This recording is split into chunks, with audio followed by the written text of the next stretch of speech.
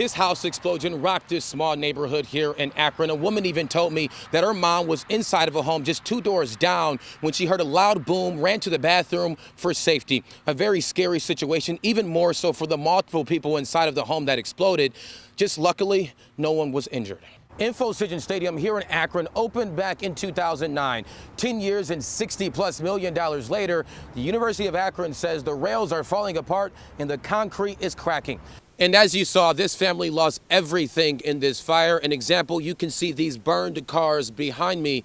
From the very beginning, the community here has rallied around this family, and we've been told donations are being collected. Reporting in Vermillion Township, Ray Strickland, Channel 3 News. Today, survivors in some of the nation's most infamous mass shootings spoke to students in Youngstown. Channel 3's Ray Strickland shares their story with us tonight. 5 different people, 5 different stories, yet the 5 have the same mission. Each of them have been affected by the world's ugliest of evils, mass shootings and hate crimes. But they've turned their pain into an unrelenting quest to make the world a much better place. What's happening in this country right now, it's not normal. One of them is Fred Guttenberg. He lost his daughter Jamie when a gunman shot and killed 17 people at a high school in Parkland, Florida, Valentine's Day last year.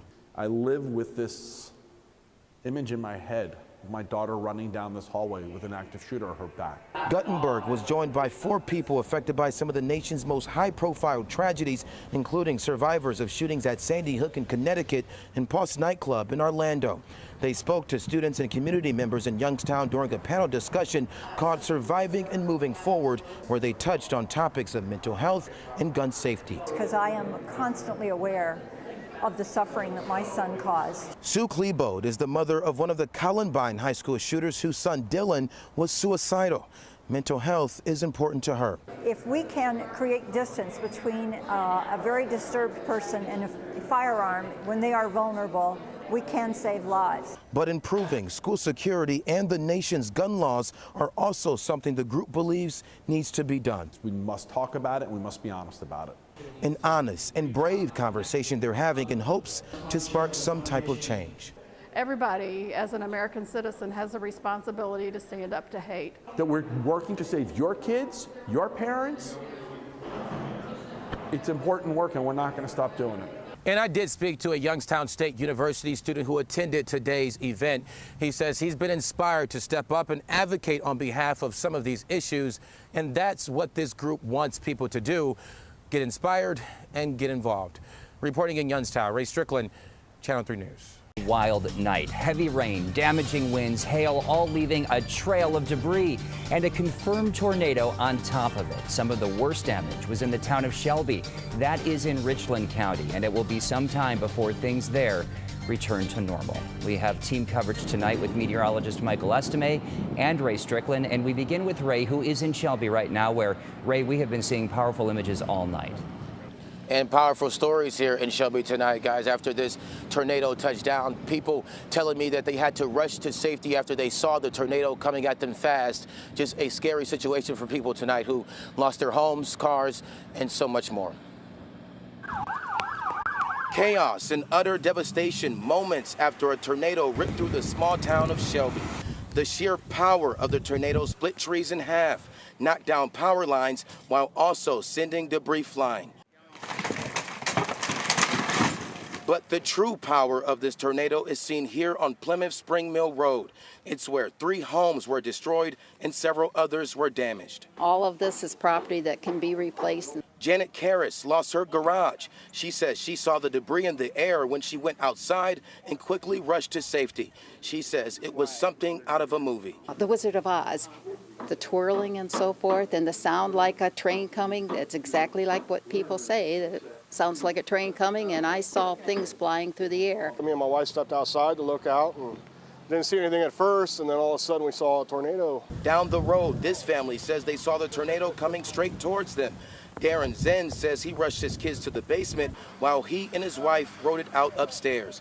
He says he had to hold on to the front door, praying that it would not get blown open. It really is scary. I've been through straight line winds, and I've been through, some pretty rough storms before, but nothing this scary. The tornado created widespread damage in this small town of Shelby, but miraculously, there were no serious injuries. Most of the power tonight in Shelby is out. Crews have been working to restore it for the past several hours. The cleanup process began almost immediately after the tornado is over.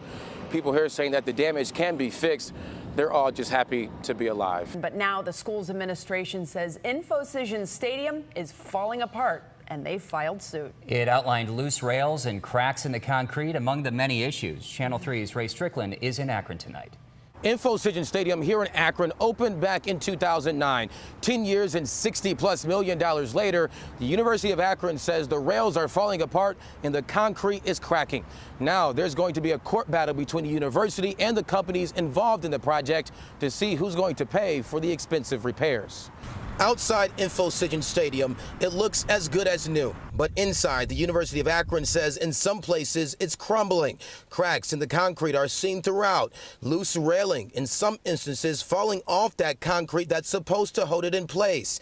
The university filed a lawsuit saying the 6 companies involved in the project are to blame, citing poor design, failed oversight, and construction deficiencies. The companies named in the suit are HNTB Ohio Inc., Welty Building Company, Parsons Concrete Contractors, Ohio Farmers Insurance Company, EPI of Cleveland Inc., and the United States Surety Company. Metal falling is usually not a good thing. Akron student William Wilcox has seen the issues and are concerned about fan safety. If it's falling apart after 10 years, to that degree, I think, that's almost inexcusable.